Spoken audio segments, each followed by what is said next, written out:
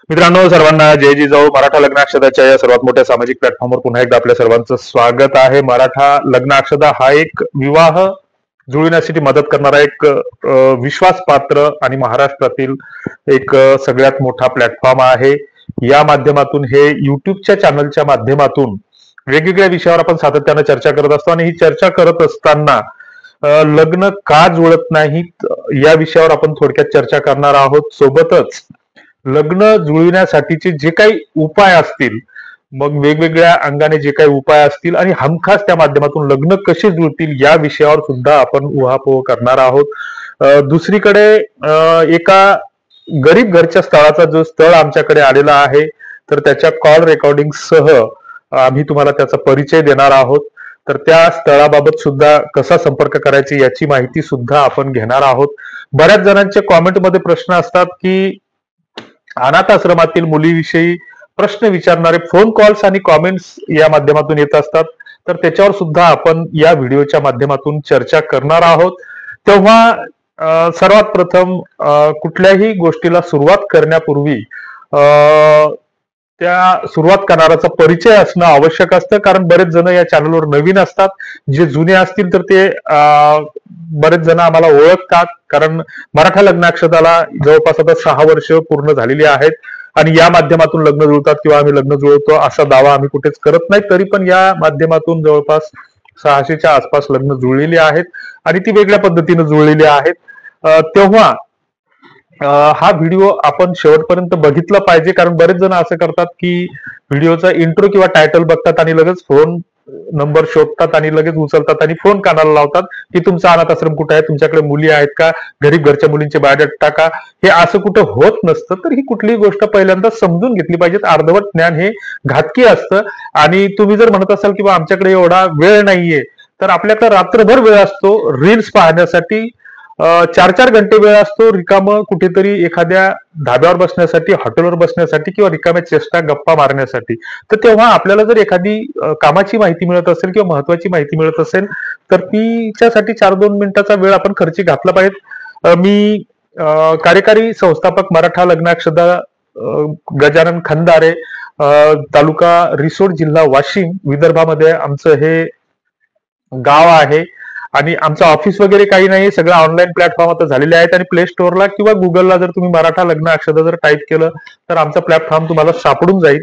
तर लग्न का जुळत नाहीत या विषयाला हात घालत असताना किंवा विषयावर चर्चा करत असताना बऱ्याचदा आपण व्हॉट्सअप ग्रुपच्या माध्यमातून अशा कॉमेंट्स बघतो किंवा अशा टिप्पण्या बघतो की मुलींच्या अपेक्षा वाढल्या, मुलींना फ्लॅट पाहिजे, घर पाहिजे, अमकं पाहिजे, टमकं पाहिजे. या दृष्टीनं किंवा हा चष्मा लावून विचार करणाऱ्या मुलींची संख्या समाजामध्ये ही एक वास्तविकता आहे. हे खरंही आहे काही अंशी. मात्र अशा ज्या मुली आहेत, तर या मुलींची संख्या 5 ते 7% आहे किंवा बिलो 10%च्या खालीच आहे. तेव्हा सरसकट सर्वच मुलींना किंवा मुलींच्या पालकांना दोष देणं हे आमच्या मते पाप ठरेल. तेव्हा हे अशा कॉमेंट्स कोणीही करू नये. जर आमच्या व्हॉट्सअप ग्रुपला जर कोणी जॉईन असतील तर अशा कॉमेंट्स करू नये.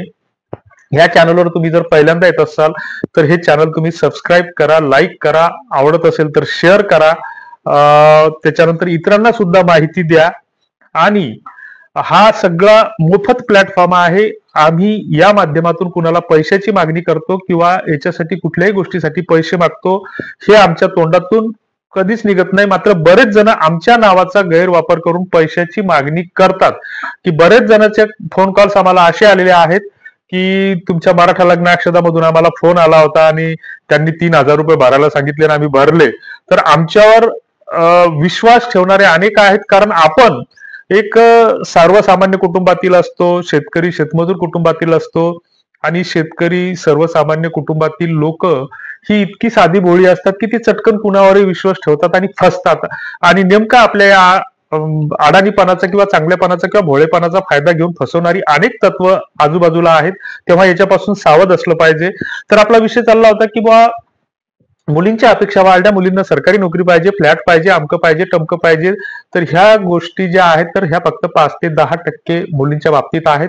मुलांच्या बाबतीतही ही गोष्ट लागू पडते, कारण जी मुलं चांगल्या स्थळातील आहेत किंवा चांगल्या घरचे आहेत, बऱ्याचदा ग्रुपवर, व्हॉट्सअपवर किंवा आमच्या पर्सनल इनबॉक्समध्ये असे बायोडाटा येतात की चुकून उकून एखादा 100त एखादा बायोडाटा असा असतो की तो मुलगा सरकारी नोकरीवाला असतो, मात्र तेही सुद्धा घोड्यावर बसलेले असतात, हत्तीवर बसलेले असतात, उंटावर बसलेले असतात. ते त्यांचे नखरे सोडायला तयार नाहीत. आणि उरलेली जी काही मुलं आहेत सर्वसामान्य कुटुंबातील, तर कुठेतरी हा आपल्या एक विश्वासाचा जो प्रश्न असतो. कारण विवाह, आम्ही सातत्यानं सांगत असतो की पारंपरिक सहजीवनाच्या अंगाने विवाह ही आपली एक परंपरा आहे. कुटुंब व्यवस्थेच्या म्हणजे कुटुंबाच्या बळकटीकरणासाठी किंवा कुटुंबाचा वारसा पुढे चालवण्यासाठी विवाहाचं बंधनाचं एक प्रयोजन असतं.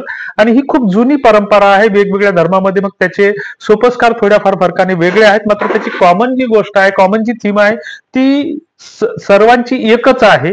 आणि मग त्या माध्यमातून विवाहाचं प्रयोजन हे ठरवत असतं.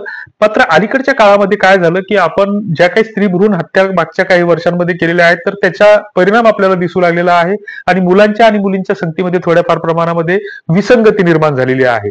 मात्र विसंगती निर्माण होत असताना याच्यामध्ये जी काही मुला मुलींची लग्न व्हायची, तर याच्यामध्ये आता अलीकडच्या काळामध्ये काय होऊ लागलेलं आहे की मुला मुलींची लग्न होत असताना ती त्यांच्या एज्युकेशन सोबत, प्रोफेशन सोबत, व्यवसायासोबत, समाजातील प्रतिष्ठेसोबत, जातीसोबत, या गोष्टींसोबत होऊ लागलेली आहेत. बऱ्याचदा आपण प्रस्ताव मांडला की आपण गावातल्या गावात आता आंतरजातीय विवाहासाठी पुढाकार घेतला पाहिजे, मात्र त्या गोष्टी कुठेतरी आपल्या विचारशक्तीच्या, आकलनशक्तीच्या बाहेरच्या आहेत. समाज व्यवस्था जी आपण स्वीकारलेली आहे, तर समाज व्यवस्थेच्या ज्या काही चाकुऱ्या ठरलेल्या आहेत, तर त्या चाकुऱ्या आपण कुठेतरी सोडायला तयार नाही. आणि मग ह्या गोष्टी शक्य होत नाहीत. आणि मग त्याचे परिणाम कधीतरी असे होतात की आमची मुलं मुली लग्नात, लग्नाच्या आधी, लग्न झाल्याच्या नंतर त्यांचे कुठले तरी अफेअर समोर येतात, पळून जातात. अशा गोष्टी घडत आहेत. सरकारला त्याच्यावर उपाययोजना करायच्या, तर सरकार त्याच्यासाठी सेफ हाऊस सारख्या संकल्पना मांडते. म्हणजे सरकारला तुम्हाला आम्हाला एनकेन प्रकारे मातीत घालायचे, त्याला आपल्याला दोष देऊन चालणार नाही. पण आपण समाज म्हणून आपल्या समाजासाठी आपण काहीतरी केलं पाहिजे, किंवा वैयक्तिक स्तरावर आपण आपलं लग्न जुळण्यासाठी स्वतः प्रयत्न केले पाहिजे. कारण आपण जे अलीकडच्या काळामध्ये डिपेंडंट किंवा परावलंबित्व जे स्वीकारलेलं आहे, किंवा दुसऱ्यावर अवलंबून राहण्याची जी काही टेंडन्सी स्वीकारलेली आहे, तर त्याला कुठेतरी फाटा देणं गरजेचं आहे.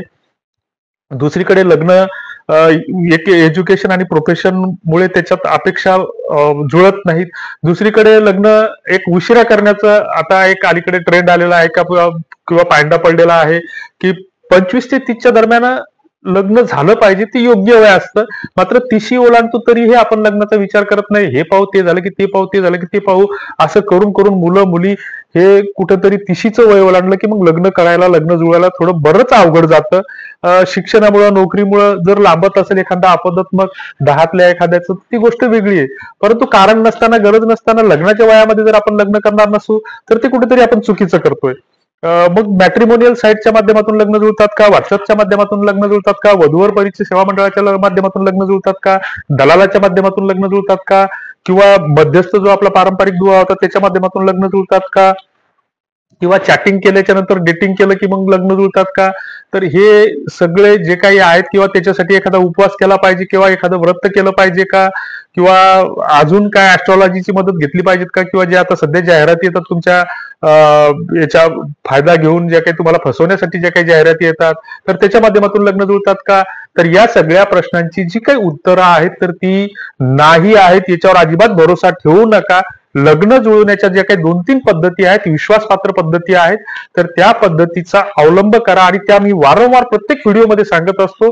याही व्हिडिओमध्ये ते सांगत आहोत की पहिली गोष्ट, आपण आपल्या घरामध्ये जर मुलगा किंवा मुलगी लग्नाच्या वयात येत असेल, तर पहिल्यांदा आपली जी काही धूळ खात पडलेली नाती आहेत, किंवा विस्कळीत पडलेली आहेत, किंवा आपण 6 महिने झाले मामाला फोन लावला नाही, मावशीच्या इथं फोन केला नाही, किंवा एखाद्या मित्राला, जुन्या मित्राला फोन केला नाही, की ज्याचं आपलं काही दिवसांपूर्वी दाट होतं, कारण नसताना आपण त्याच्या आपापल्या कामात व्यस्त झालो आणि आपला संपर्क थोडा कमी झालेला आहे. तर अशा स्थितीमध्ये पुन्हा ते संपर्क नव्याने जिवंत करण्याचा प्रयत्न करा, प्रस्थापित करण्याचा प्रयत्न करा. काय चाललं, कसं चाललं, झालं का जेवण, हे एवढं जरी बोललं तर त्या नात्यागत्यामध्ये एक जिवंतपणा राहतो. परस्पर संवादामुळे, किंवा ज्याला आपण इंटरॅक्शन म्हणतो, त्या इंटरॅक्शनमुळे जो काही आपल्यातील जो काही आपुलकीचा संवाद असतो, तो थोडासा गतिमान होतो, प्रवाहित होतो. आणि दुसरीकडे मग जी काही आपली नातीगोती आहे, तर असंच त्यांना फोन लावत चला. आणि मग 4-6 महिने झाल्याच्या नंतर मग त्यांच्याकडे विषय काढा कुठेतरी, किंवा असा असा आहे. त्याच्यानंतर दुसरा जो एक प्रभावी विश्वासपात्र उपाय आहे, तर व्हॉट्सअपच्या माध्यमातून लग्न जुळतात का, तर अजिबात नाही. कारण व्हॉट्सअपचा जो काही बाजार भरलेला आहे, तर त्याचा कुठेच विश्वास राहिलेला नाही. मात्र व्हॉट्सअपची जी काही संहिता आहे किंवा व्हॉट्सअपचे जे काही नियम आहेत तर त्या नियमाच्या अधीन राहून जर लग्न जुळविण्याचा प्रयत्न केला तर 100% लग्न जुळतात. हा आमचा अनुभव आहे आणि याच माध्यमातून आमच्याकडे जवळपास 500 पेक्षा अधिक लग्न जुळलेली आहेत. मराठा लग्न अक्षताचं जे काही ऍप्लिकेशन आहे तर त्या ऍप्लिकेशनच्या माध्यमातून मोठ्या मुश्किल वर्षभरात 4-6 लग्न जुळत असतील. ते लग्न जुळवण्याचं माध्यम नाही, ते फक्त एकमेकांच्या परिचयाचं माध्यम आहे. आणि आम्ही वारंवार सांगत असतो की लग्न हे स्वतःच्या नात्या गोत्यात परिचयात आपल्या ओळखीत आपल्या गावाच्या भोवताल आपल्या तालुक्यात आपल्या जिल्ह्यात जुळत असतात किंवा फार तर आपल्या शेजारच्या जिल्ह्यात. फालतूच आपलं नाशिकचा मुलगा आहे गडचिरोलीची मुलगी आहे हे असे लग्न होत नाहीत. ज्यांचं कुठेतरी शिक्षणाच्या निमित्ताने परस्पर संवाद होतात मग त्यांचे कुठेही होतात, पण बाकी आपल्यासारख्याचे जे अजूनही आपल्या याच्यामध्ये नाती गोती सोयीर संबंध सामाजिक प्रतिष्ठा ह्या सगळ्या गोष्टी पाहिल्या जातात तपासल्या जातात. मग व्हॉट्सअपसाठी काय केलं पाहिजे तर व्हॉट्सअपच्या साठी आपण आपल्या मित्रामध्ये ओळखीच्या मित्रामध्ये किंवा नातेवाईकामध्ये 4-2 लोकांनी एकत्र येऊन 10-10 लोक ऍड करायचे आणि त्यांनी फक्त ओळखीचेच लोक त्या ग्रुपमध्ये समाविष्ट करायचे. जर कोणी गुड मॉर्निंग गुड नाईट असे आलतू फालतू मेसेज टाकत असेल तर तात्काळ तिथंच रिमूव्ह केलं पाहिजे. अशा लोकांना त्या ग्रुपमध्ये थारा मिळता कामा नये. अपेक्षा काय उगीच कॉमेंट करणार नाही त्या ग्रुपवर ठेवू नका, कारण अशामुळे लोक इरिटेट होतात आणि निघून जातात. मुलींकडच्यांना आतापर्यंत आम्हाला असा अनुभव आहे की ग्रुपवर जेवढ्या वेळेस काय अपेक्षा आहे, ह्यो चालेल का, त्यो चालेल का, नाशिक चालेल का, पुणे चालेल का, अकोला चालेल का, वाशिम चालेल का, हिंगोली चालेल का, हे असे 5 प्रश्न विचारणारा कोणी उत्तरही देत नाही, रिप्लाय देत नाही. मग फालतू आपल्या अकलचं दिवाळं काढू नये. आणि अजूनही आपण सामाजिक सभ्यतेच्या अंगानं वागत असतो, बोलत असतो. गावखेड्यामध्ये अजूनही गेलो आपण तर आमच्या 90% स्त्रिया ह्या आपल्या डोक्यावरचा पदरही ढळू देत नाहीत. बाकी शहरी भागातले लोक काय धिंगाणा घालतात त्याच्याशी आपल्याला काही घेणं नाही. मात्र आपली अजूनही शेती मातीशी ग्रामीण संस्कृतीशी नाळ जुळलेली आहे, तेव्हा तिला जपण्याचा प्रयत्न करा. तिचं उगीच अंधानुकरण करून काहीही वागू नका येड्यापिशासारखं, हे आमचं वारंवार सांगणं असतं आणि ते याही व्हिडिओत सांगतो.